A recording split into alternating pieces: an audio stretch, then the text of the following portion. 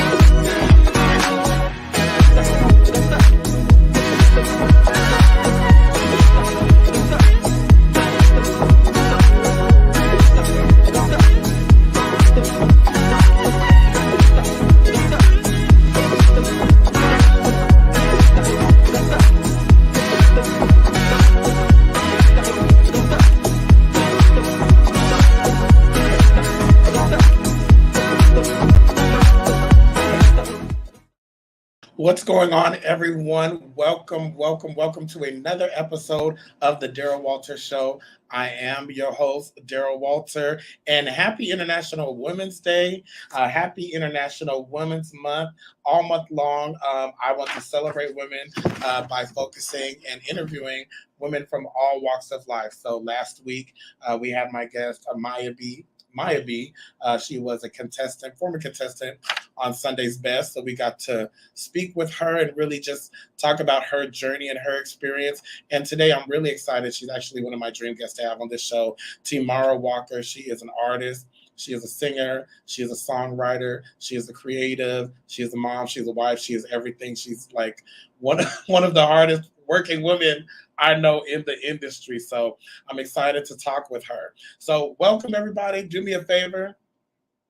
Click like, click share, tag people in it, because baby, when I tell you we got a whole lot to talk about, we got a lot to work through, some technical difficulties and all. We're going to talk about a lot of stuff, a lot of church stuff this week. So I'm looking forward to maybe getting Tamara's feedback on some of these topics we're going to talk about. So let's get into what went viral.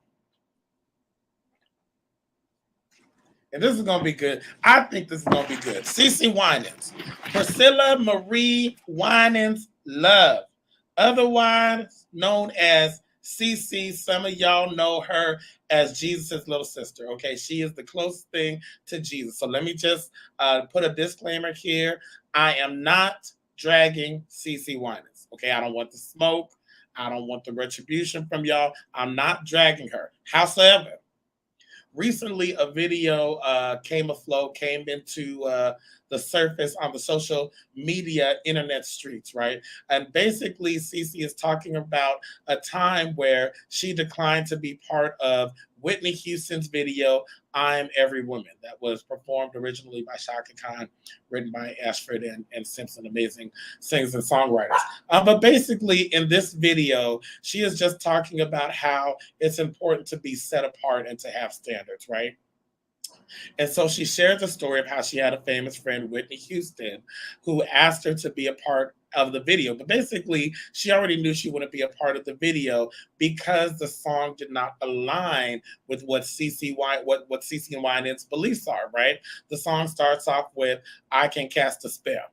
And CeCe said, I'm not singing nothing demonic. She called the song demonic. That's what CeCe said. Okay. And Whitney was like, yeah, girl, I know you right. Okay. I get it, understand. And CeCe went on to, really preach a message about having standards and being set apart and being able to do, to be in the will of God, right? To be separate. She said you got to be a difference. Now, here's why I brought this up. And the reason I brought it up, as I listened to the story, I was not dragging her, but I personally said I felt uncomfortable. Number one, we all know Whitney's love for the Lord. And I know that's not what Cece, her intentions were. But it came across kind of like, I'm here, you're here kind of thing. Another part of the puzzle that I want to bring up is that Cece Winans, what she does for a living is ministry, right? Ministry is work and work is ministry. And I think Cece she has privilege. She is in a position where she can choose the work that she wants to do and the work that she does not want to do. And it made me think of many artists who are in position, and I'm not saying this was the case for Whitney, but it could be very well a possibility where her and the record company went back and forth, and it was something maybe she didn't want to do, but something she had to do.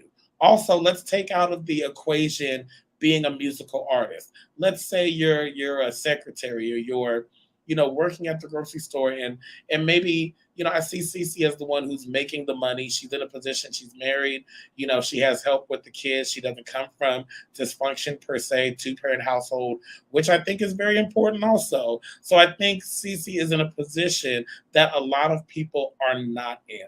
And so as she was making her preaching, I think on one end she's right for her convictions. I want to be careful how I say this. I think also she has the privilege of being able to make those decisions that are not as easy for others. So I'm gonna leave it alone because I feel like I'm walking on this thin line, and I don't want y'all to drag me in these CC Winans streets. Okay, so I want to hear from y'all. What do you think? Do you think she was right? Do you agree with her? Do you disagree with her? Do you feel like maybe she went too far? All I will say is I felt uncomfortable, and then I kind of want to know what Chakakhan had to say. Just because we know Chakakhan is viral. And you know what? I want to skip this. I want to go to Chakakhan first, Kwame. Speaking of Chakakhan, recently, our beloved Chakakhan, she issued an apology. She said, as artists, we are unfairly put into boxes, categories, or on lists. Being an artist or musician is not a competition, it's a gift, for which I am truly grateful. The 10-time Grammy winner continued, it was not my intention to cause pain or upset anyone. To anyone that felt this way, I sincerely apologize. Now, I don't know if people are going to agree with me. I'm just going to say this. I don't know if you all heard the videos recently, and I didn't want to repost them, but there was an interview which I felt like it was a setup a little bit, but basically she was interviewed about Sweet Thing, which she wrote, and she was asked about Mary J. Blige's, if she told Mary J. Blige, that she didn't sound good on the album. And then there was another instance where Chaka Khan was informed of the list of best singers, and she was below a lot of female singers. I'm going to say this. I don't think Chaka Khan should have apologized. I don't think she needed to apologize. Apologize for what? She said what she said. Now, here's my thing. Being it International Women's Month, okay, let's talk about it. A lot of these rappers get on here, I'm the best rapper, I'm the best, I'm the best. What is wrong with Chaka Khan talking her stuff? She has the right to. If we were to be honest, she can still sing flat-footed. Regardless of what she's on or not, she can sing. And I understood she had to apologize, for social media stuff, but I don't think she needed to apologize. Mm-mm. And I kind of felt her on it. And these lists are people's opinions. And maybe the way she said it was a little harsh. But can we just be honest? Chaka Khan is an Aries. Okay, I'm an Aries. If you know an Aries, one thing we're going to do is tell you the truth. And we're going to tell it like it is. So I personally agreed with Chaka Khan. I personally felt like if she were a man, they wouldn't have went as hard as her. It was a setup. And she said what she said, though. And you know what? You know what? Let me shut up. Because Adele can't seem to keep her concerts together. Adele can't even show up. Okay. Let's go on to the last one. Now, this last one of what went viral is featuring me. Okay. Now, recently, I had posted a video on TikTok where I was talking about an incident where I attended a church. And during the rehearsal, wherever the choir was together, she asked me, she asked me how my mom died. So we got on my mom passed. And she asked me, am I the reason my mom passed? Now, let me say this. When I tell my stories on TikTok or anywhere, Facebook, Instagram, when I tell my stories, okay, I do not say names. I try to keep anonymity out of respect for the person or the place, okay? Howsoever, she decided to respond under my comments. And y'all, I was really trying to hold restraint. I was trying to be classy. I was trying to, as Michelle Obama eloquently said, take the high road. I was trying to go high.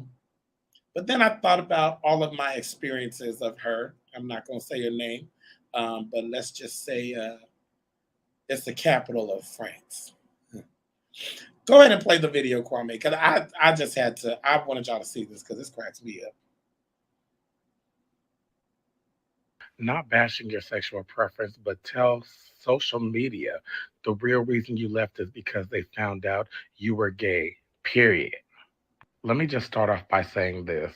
This comment and you alone has triggered me to a point you don't ever have to worry about me stepping in a church or coming to church for any kind of reason. You literally have no clue how nice, nasty you are. Not bashing your sexual preference, well, you are. And you are the kind of person who says, I don't hate gay people, I have gay friends. The real reason I left, if you followed me on TikTok, is on there. But see, your wide back, no neck having pathetic ass didn't even take the time to follow me and look at my content. But because you are so nice, nasty, and narcissistic, it's all about you.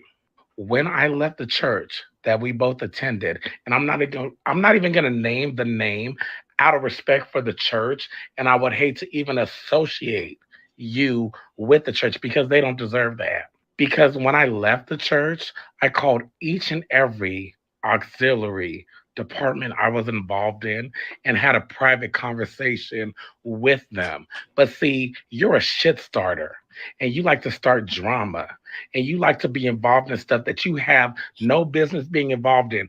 So this comment is not only null and void, but it makes you look stupid. Okay, let's go into it. I left the church for my own personal reasons, and those who needed to know, I informed them. But because you're a gossiper, because you're messy, because you're ignorant, this is the comment that you hide behind. Not bashing your sexual preference. You're homophobic and you're a basher, yo. Let me go a step further to say the same way I have your number, you have my number, and we have not talked in years. And to come on my post with no followers and no one you're following and not even a post, you tried it on so many levels. I have no interest in saying your name. You are the church bully that I reference and I'm referring to. That's you. Completely disgusting. Pathetic. You are the low vibrational plate. Since we on it, can't sing. Couldn't hold a note if your life depended on it. And this pettiness comes from my experience of you. So try Jesus and don't try me. A hit dog holler and your wide back, no neck, fire breathing ass have proven that point. Peace.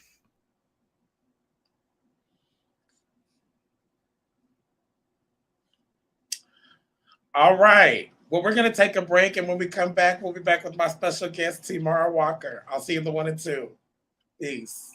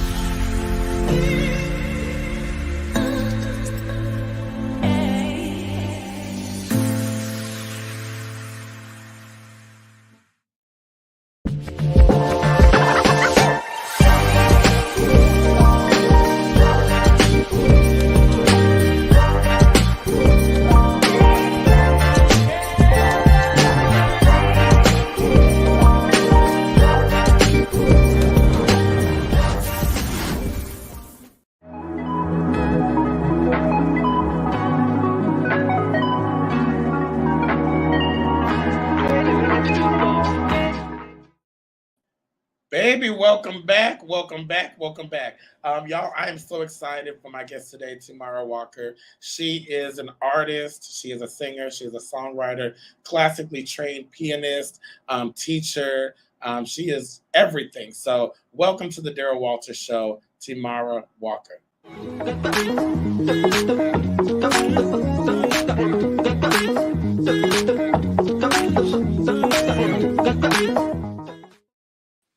Hello and welcome. Hi, how are you?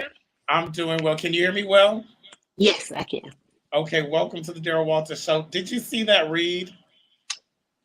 Not only did I see it, I almost choked and died, but by the grace of God, I'm still here. I was hollering. So can I tell? So I had to play that video because when you get so fed up with somebody, like if you follow me on social media, I like to take the high road. I like to be classy. I don't talk about nobody. But this lady had pushed every button on the book, and I had picked up my phone and I just hit record, and then I went to bed. I haven't even looked at it because I was like, oh my God. So when I saw it before I played it, before I came on the show, I was like, not no neck, wide barrel. I was like, not fire breathing, not wide. Yeah, that made my day. I am fully awake now. So I want to ask you, have you dealt with church bullies? Baby, what? I'm a PK. So I've literally had church bullies since October 16th, 1978. Okay, let's talk. So you are from Ohio. Yes. Daddy was a pastor. Daddy was a pastor, and I was in Toledo, Ohio, and my father built a church from the ground up. And my grandfather actually founded the church. It's called Christian Community Church.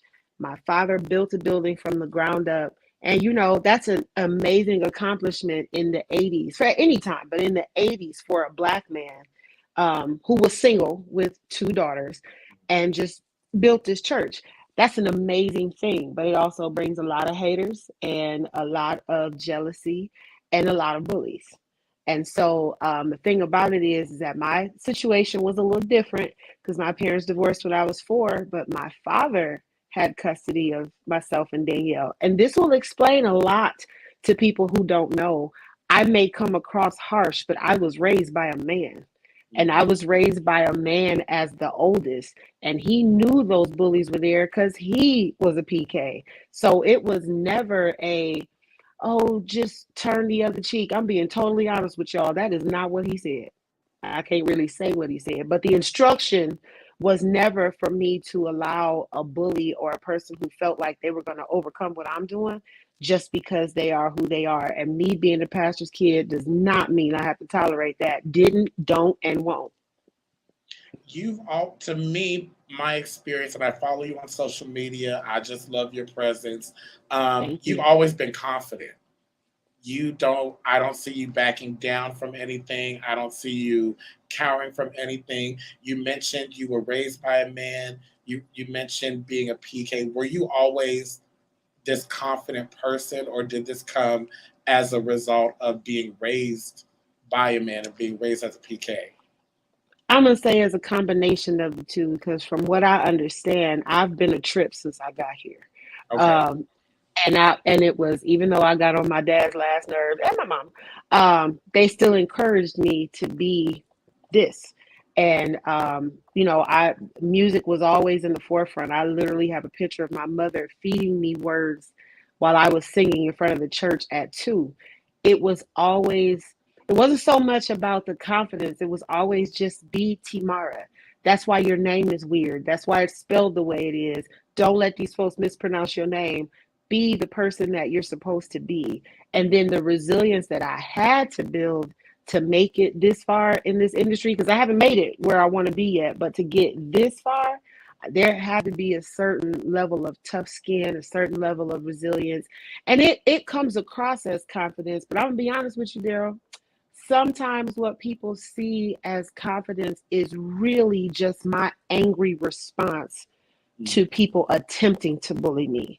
And I've had people tell me, oh, you need to wait until you calm down. That's why I like that you said you just turned on the camera and went to bed, because Sometimes I've been told many times that my delivery is harsh, or I should calm down before I say something.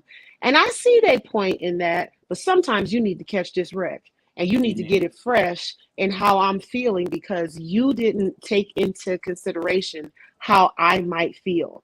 So when you did that, we're all adults. We all have the right to speak, but the same way you have a right to speak, I have a right to respond. So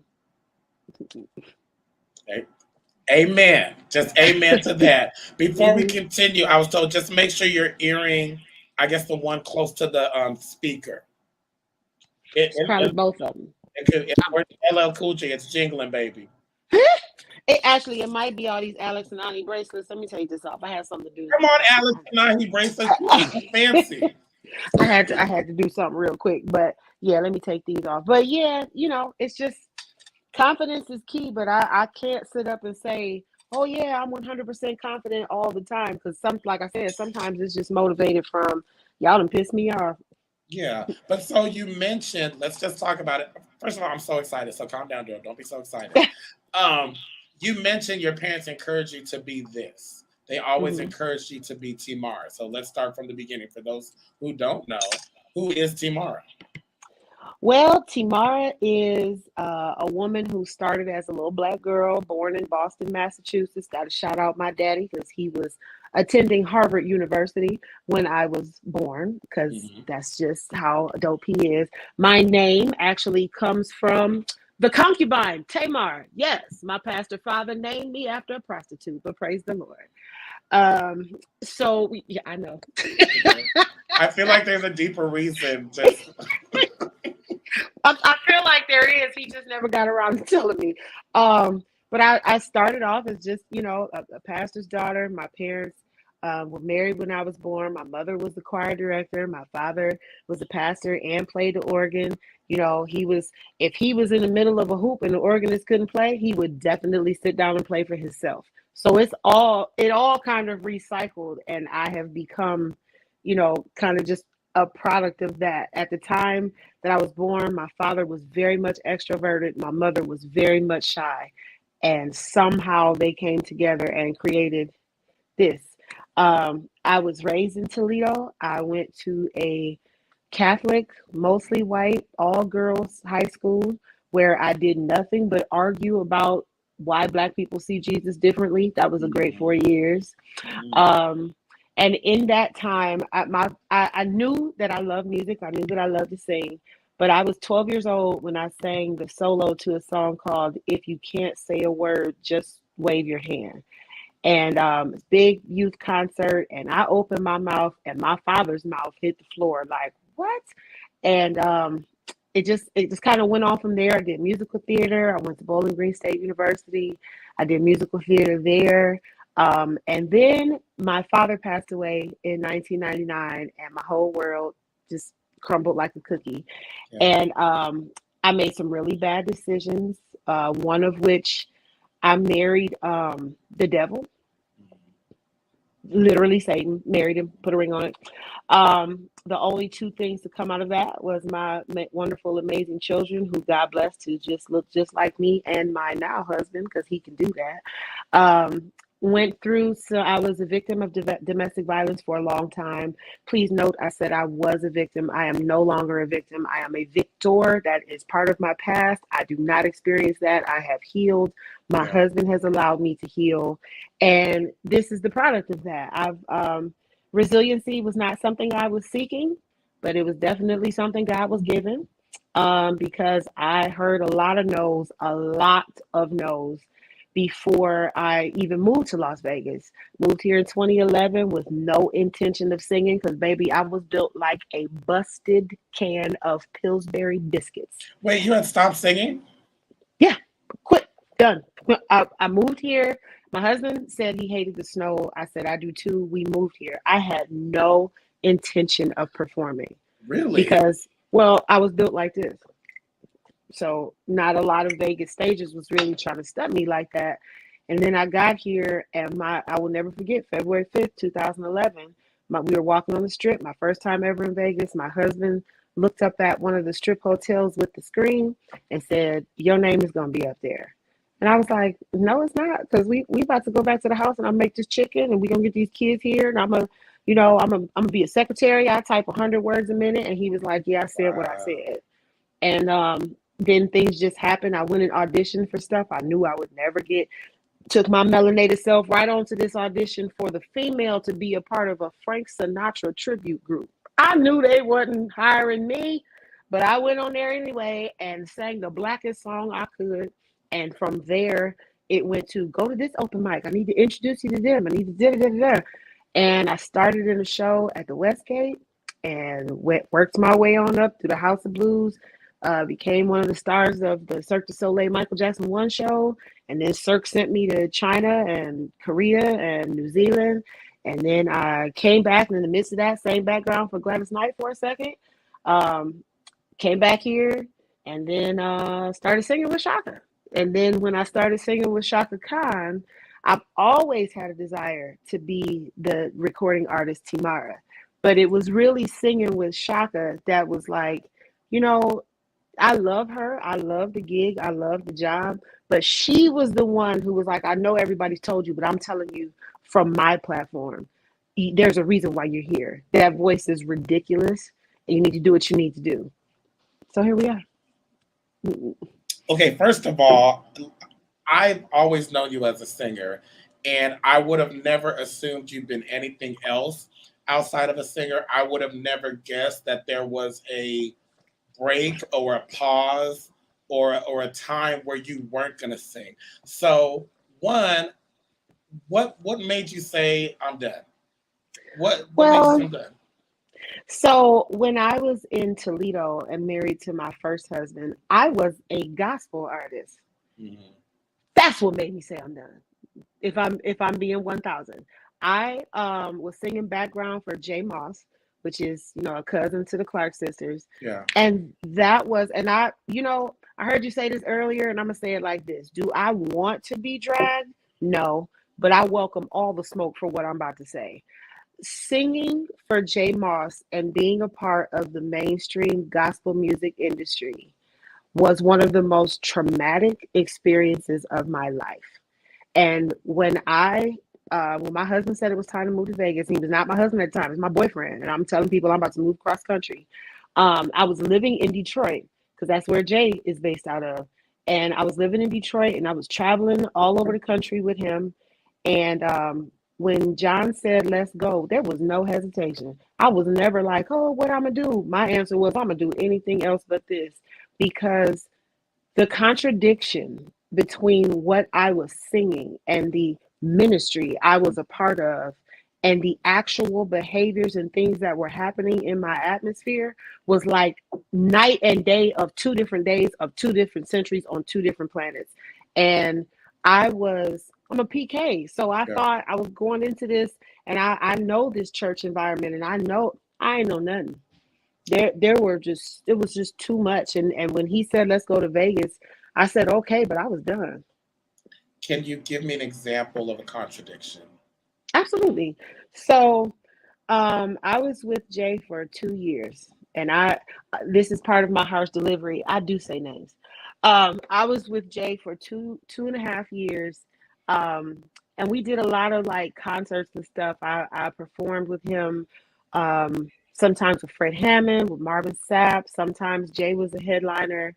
Lot of really big names. And I got that gig because Marvin Winans had a Detroit-based American Idol. And I was in Toledo, drove the 60 miles, went to stay at my mama's house. They had all these singers from Detroit, and I beat all of them.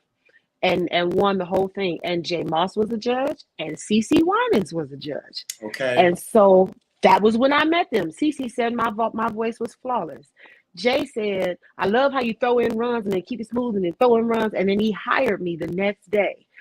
In that time, I'll say this. Went to do a gig once, a tornado came while we were getting ready to perform. So we're on the bottom floor of the TBN building in Atlanta, and this tornado is coming all around. There's all these crazy things going on. This was 2008 or 9. So one of our singers had been displaced by Katrina.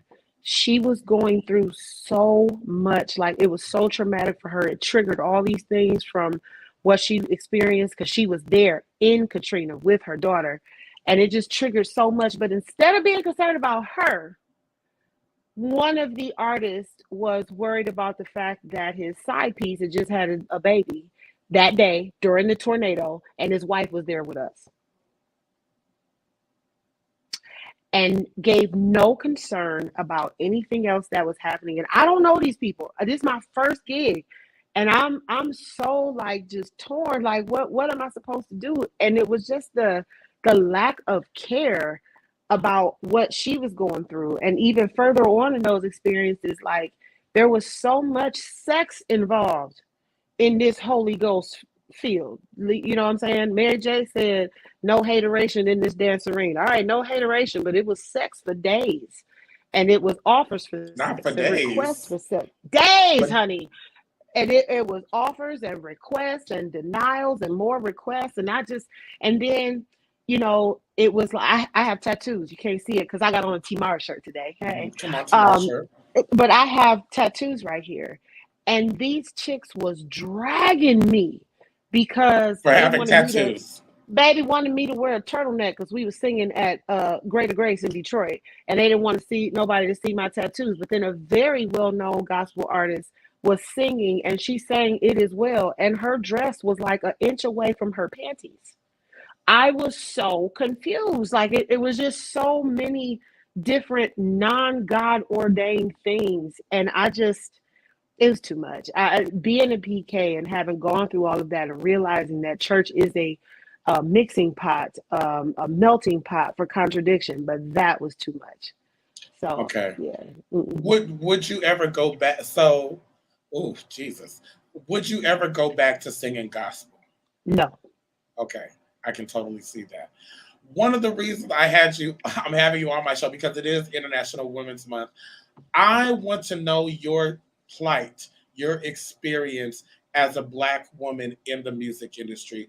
Obviously, from the gospel side, you know, one, to hear you say that it's one of the most traumatic experiences. I just feel like this moment is so freeing for those who are going to be watching now and on the replay, because I know, even as a man, even though I'm gay, as a man in the industry, there are things I see women go through that are just kind of like, wow, that's so unfair, or like that's got to be really stressful. Can you talk to that?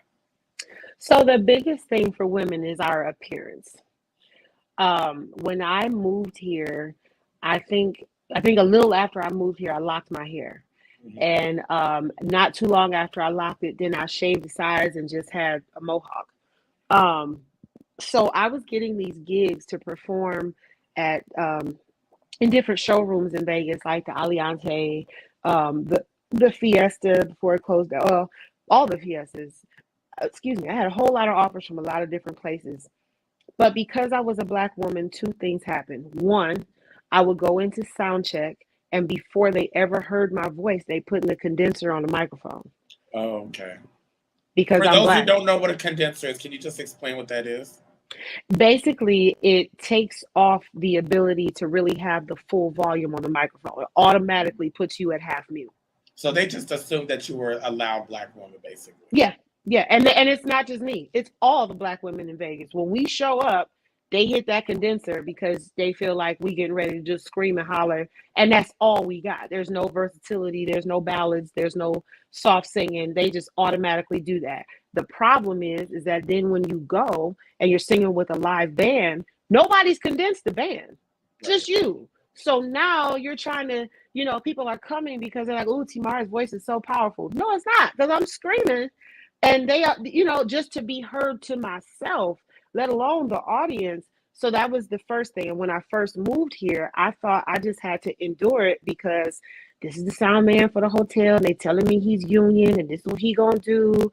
And, you just got to deal with it. And then two, when I showed up and they put me on half mute, then they wanted me to wear a wig. Wow. Because my locks wasn't working for them. And I sweat a lot. And I know it. I get it from my daddy. I sweat a lot. So when you're telling me to put this hat on my head that's got all this hair on it, And then you want me to be up here screaming on this stage for 3 45-minute sets and then a fourth for half an hour. And I have to look uncomfortable. I have to feel uncomfortable. And you got me on mute.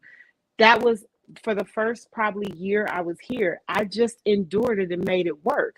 But then when the audiences started asking for me, and when people started sharing flyers and requesting for me to come and sing places, then I was like, so sound man, I didn't see your face on the flyer, bro. Take that condenser off because I'm not screaming. To whoever booked me, I don't have locks anymore. I cut my hair with. I'm bald. Deal with it, or don't have me on the stage. Go get that chick with a wig on. She can't sing. Put her on stage. I don't know what they're gonna do with that wig, but maybe that's what they felt like they gonna pay for their tickets for. And I figured out that we can't be replaced. Black women, we can't be replaced. So you don't have to like what I want, but you're going to do what I said. Because if they want me on stage, then I'm going to be on stage my way. But it took a year of enduring that, of singing at places for 3 and 4 hours, and I get home and I ain't got no voice. Not because I'm not singing properly, but because the band is on 10 and I'm on 2. And it, just because I'm Black, it's not right. Kwame, first of all, can we remember to get a clip of this last 5 minutes, 2 minutes? Because Tymara just said Black women cannot be replaced. I just need to mentally remember. We're gonna get that clip and put that out there because you just dropped the bomb. Thank you. Amazing. While we're talking about looks, I'm glad you brought this up. So recently, Chris Rock came out with this special, right? Kind of on the heels of last year's infamous slap. Will Smith slapped Chris Rock, and we all saw that, and keep my wife's name out of your mouth. I vividly remember you did a video. You did a very passionate video, which, first of all, I never knew, or I never would have thought about you and alopecia. Mm-hmm. Never even, honestly, your hair never crossed my mind. And when I saw that video, it just made me think, because I'm not attached to my hair. I have dreads. I'll be the first one to admit I'm balding in the middle. I don't care. And when it all falls out, I'll just shave it. So I was always, I had an attitude what's the big deal? It's hair. You look amazing. Women that I see that are bald look amazing. But when you did that video, I was like, you know what, Daryl? You kind of have it wrong. So in talking about looks, can you just speak to that one with your look? You rock a bald head like nobody's business, right? Thank you. And your confidence is amazing. So, want to just talk about that whole thing with being bald and your experience with that, and how did you even gain confidence? Because when I saw that video, I was just so blown away by your transparency and how raw you were, but also, I've never been cruel or anything, but I felt like, man, I feel bad because I never thought about a woman's experience in her hair in the way that you put it. It is, hair is a very unique experience for every single woman. And with Black women, we didn't do it, but the stigma was created that Black women can't grow hair. I remember being in elementary, middle school, and I'm in Ohio, and some girls moved there from New York. And in New York, braids were, it was already happening. They was already doing micro braids and big dookie braids and cornrows and adding hair and everything, but it wasn't happening in Ohio, in the Midwest. And so when they moved there, I remember they were sisters. They used to drag them girls, talking about you got horsehair in your head, you ain't got no hair, you bald headed, da da da da da. Had nothing to do with me, but their experience traumatized me a lot because I really felt Keisha and Tasha, that was their names. And it made it such a big deal. And then I always had a head full of hair. I remember my father being so mad because my senior prom, that's when I decided to go to the Halle Berry from Boomerang haircut. And he was a pastor. You done cut your glory. Bye. So it really mattered, and my father was a huge hair man. But here's the deal. You have to respect that it's different for every woman, because I do have alopecia, but I have triggered alopecia. Mm-hmm. It's different. It's that is what was diagnosed from a dermatologist. And what happened was, when I was 19 years old, I was in an abusive relationship. And the guy that I was with, excuse me, put me in a car and tried to drive me from my college town, Bowling Green, to Toledo, Ohio, 20 miles. The car broke down because the car was as raggedy as he was.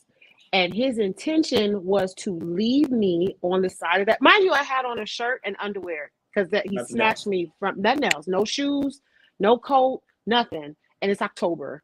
And he actually, it was right after my 19th birthday. And so he throws me in the car. I have nothing on. And he wanted to leave me there in that car. Before he got out, I had one of those earrings in the top of my ear. He squeezed it into my ear. And I had micro braids. And he grabbed my braids right here and snatched them. Took out 17 braids total. Okay. What my dermatologist, first question that he asked back in Ohio was, were you bleeding? And I said, no. And he said, that's not great. Because the fact that there was no blood when he did that means that he went deep enough to grab follicles, not just your skin, but it probably won't grow back. And it didn't. And so, you know, I'm going on through college. I still got these micro braids, but now they start back here and back here. And so now I have to go to my sisters. We are not nice. We can be very not nice. And I had a lot of chicks that were supposed to be my friends, but mostly the ones who were my enemies and my frenemies. They called me bald-headed. They judged me for not having edges. They, you know, always made jokes like, you know, passive jokes because I will lay these hands. I will lay these hands. So it was always really passive aggressive type stuff like, oh, girl, we about to go to the club. Let me get this gel for my edges. Nice, I call that nice nasty. That's that nice nasty stuff. Yeah. So they would do that type stuff. And then it was people that I didn't even know. Like, you know, social media came about and I still had, I think by this time, oh yeah, I was still doing braids and I still had this missing. And, you know, I would get nobody would comment on my post because I let you know that I had something to say. But I would see it later and they was talking about me and calling me bald-headed and everything else. And I'm out here at that time trying to sing about the blood of Jesus. And folks are just worried about my edges. So then they like, well, maybe you should wear a wig. That's when I discovered that that's not for me because number one, the wigs got them combs and they need to go into your hair right here. I didn't have none. And so I was, you know, they had the lace front wigs and I was trying to make those work. And I had folks talking about me about that because that was sliding and you could see where the hair should be. And so now we're like, I'm moving into Vegas now. It was a lot of chicks who met me and they were my nice, nasty frenemies. And to my face, it was, oh, girl, I got to work with you. But then they talking to the wrong people and telling them, well, she bald-headed. I mean, she can sing, but she ain't never going to do nothing because she bald-headed. Really? I had to, oh, honey. And they're not only are they right here still in Vegas doing less than me, but they're also probably watching this video at some time. Hey, girl. Hey, y'all. Hi, how you doing? Hey. So I had to make a decision. Was I going to let that bother me? And I was just like, you know, I'm tired of trying to find these styles. I'm trying to get quick weaves that start here and being bald here makes sense. And then it was just like my mother, who also experiences hair loss right here. She said, menopause is whooping me. I got to cut this hair off. And she made, I think my husband did it, just cut all her hair off. We look just alike. When I just like, and when I saw that pretty face with them green eyes, I said, oh, okay. And decided to cut it off. And it was, you know, a lot of people are like, you so brave. I'm not brave. God gave me a model. I was looking at Kay and was like, oh, she did that. All right, I'm gonna go ahead and do it. So now I am very confident about it. And I'm gonna give a shout out where it's due. The sweet potato pie man, Jeremy Washington, is a whole lot of the reason that I made the final decision to cut it off, because right around the time that I was losing my mind with folks talking about me, he got on social media and said, I'm gay, y'all. So that's my truth. Yeah, right around the same time. He was like, I'm gay. This is what it is. Y'all been saying it and whispering it forever, but I'm gay and I'm still fabulous and I'm still going to be a millionaire by 40 and I'm still baking these pies and I'm still making these cookies. And I was like, so He ain't singing, but he's on a platform doing what he's doing. And if he can do it, I can do it. And then my mother did it, and I said, God is sending me all these signs. Cut it off. I'm getting chills. Big shout out to Mama K in the audience. We see you, and huge shout out to Jeremy Washington, who is just an amazing influencer, entrepreneur, and just, you know. So here's what we're gonna do. We're gonna take a break. We're gonna go to commercial because I know your manager said make sure you talk about all the stuff you got going on. So we're gonna talk about all that stuff. We're gonna play a little game of song association when we come back with the interview with Tymara Walker. I'll see y'all in 1 and 2. We'll be back.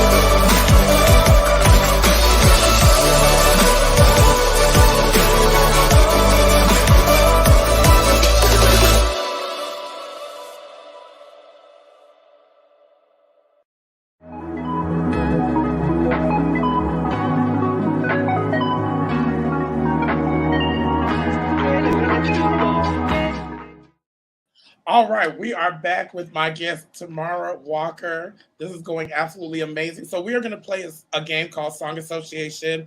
I absolutely love Daryl, if you follow him on YouTube. And so he plays this little game where I say a word, and you have about 10 seconds, right, to say the song that comes to your mind. It can be in the title. It can be in the word. All right? Okay. It's okay if you're not warmed up. Now, my girl Maya, she was on last week. Did she get all the words? No, she didn't. And that's okay, because you're gonna do it different. You're gonna get all the words. Okay, let's start. Okay, the first word is love. Love by Music Soul Child. Okay, you got to sing it, baby. You got to sing it. Love, so many things I got to tell you. But I'm afraid I don't know how, 'cause there's a possibility that you look at me differently, love. Yes, I love your voice. Thank you. First of all, I was just thinking earlier, no one sounds like you. I can't think of anybody who sounds like you, honestly.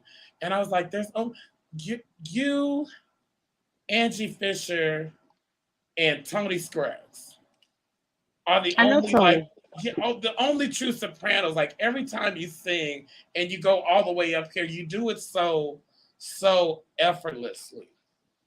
Thank you. You're very welcome. So I gotta ask you, has your husband made you sing better? Yes.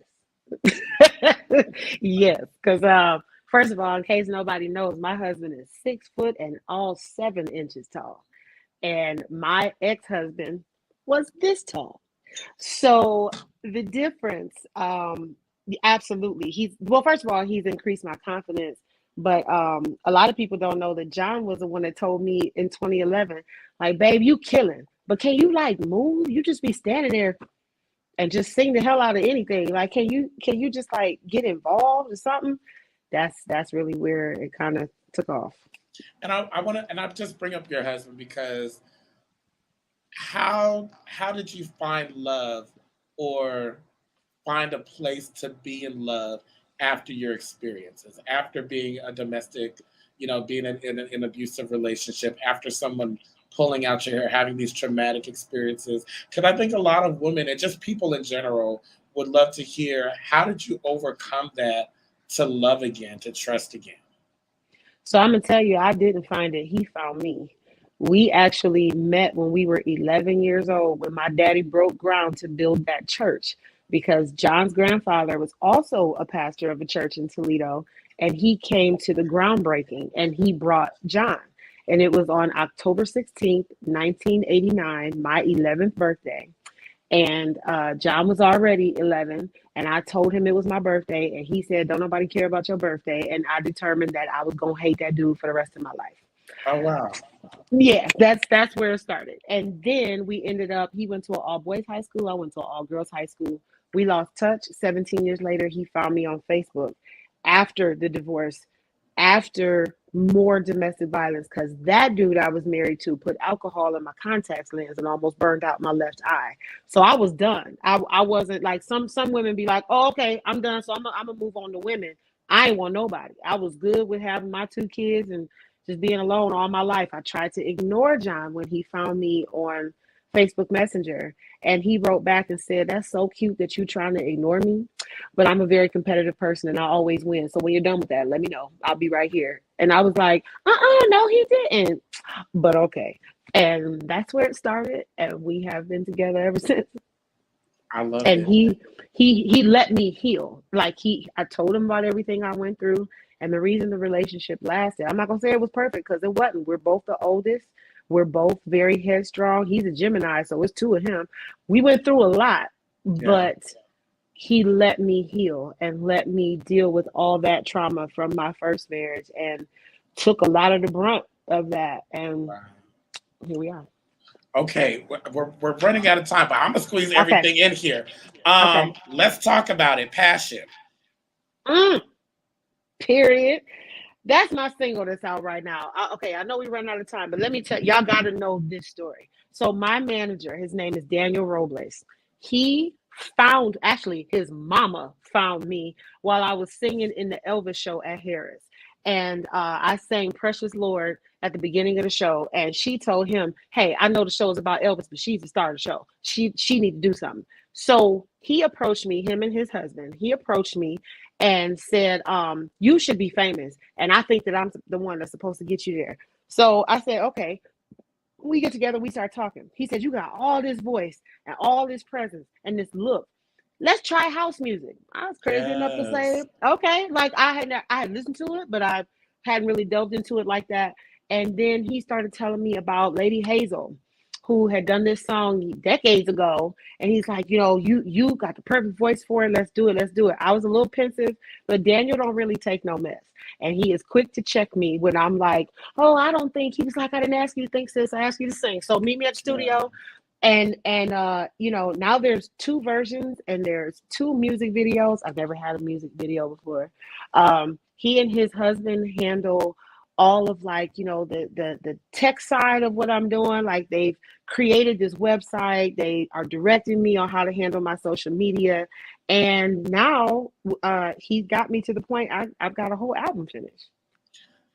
Okay, first of all, do you understand how loved you are? Like, I'm just looking in the comments, just, Daniel wrote, well, Daniel just said, Yes. "Tamara's a superstar, happy she's finally getting the, what she truly," and you know what, let me just say this, Daniel, this is not even the surface of what Tymara is going to experience in her career. Like, one, I have to say that you are a poster child and a true example of resilience, but not only that, but just like, I want to say this in the best way possible, but a lot of times we put age and youth on things, and we feel like if we haven't done this thing by this certain time, that it's over. So I got to go the way the conversation is going. We'll do song association another day, but number one, I'm amazed by your story, and every time we talk, like I just learned so much more about you. But what would you say to those young girls, to those middle-aged, to just women, period, who are out there who are like, you know what? I've given up on my dreams. I got to be a mom. I'm over this career because, it didn't work out for me. So I'm 35 now, or I'm 55 now. What do you say to all of those people, like with your experience? So my experience says your age has nothing to do with it. Women, especially Black women, the cliche thing has always been that we don't do what we want to do. We do what we have to do. And we love to go to I got to take care of these kids. But let me tell you real quick what God did. I tried to quit. I told you, I tried to be done. So what he did was let me give birth to my whole band. So I can't use the excuse that I can't be a superstar because I have to be a mother because my son is my damn drummer. Like, you know, my daughter is my bass guitar player. He literally put them in my life to show me that there is no time, no limit, no kid, no nothing that says I can't do it. Ladies, you do not have to not do something because you're not at a certain age. I do not weigh 125 pounds and won't, because I'm an excellent cook. Now I'm going to tone it up and keep it tight and keep it bright because Mr. Walker likes it that way. But I'm not ever going to be 120. I'm never going to be 21 again. My daughter's 21. But right here at 44, I'm telling y'all that the goal is to be the queen of house music. Is to win my Grammys for house music. Is to have my house music singles and album licensed playing in Tyler Perry movies. And Tyler, you listening, Mr. Perry? If you need a house song for one of your stripper scenes, I got a couple for you. Like, there's nothing that is limiting what I can do. And I want women all over the world to know that age ain't nothing but a number that your birth certificate confirms. Other than that, you are just the woman that you are. Don't give up on nothing. Because I still, Brooklyn is now playing at the club that I was playing at last year. I'm watching things go full circle. My son at 17 is one of the most in-demand drummers in this city. He got too much to be able to take people's gigs. But just because my kids are doing that does not mean Tymara's finished. We're going to do this together. Don't ever give up. Never.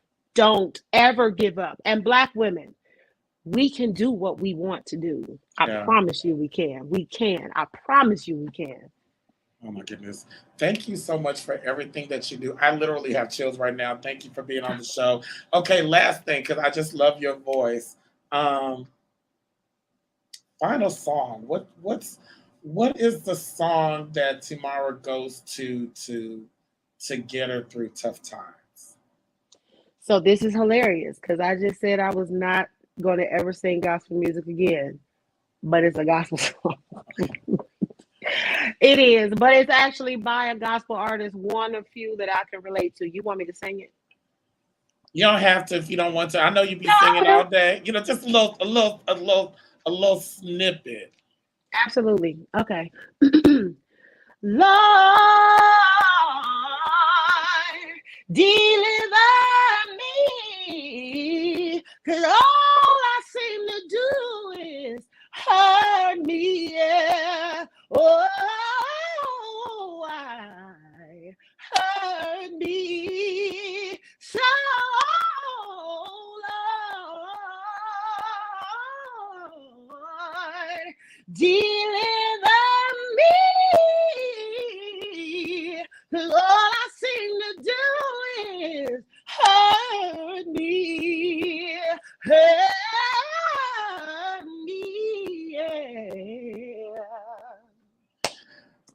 Tell the people where they can find you. What gigs do you have coming up? Where can they go see you?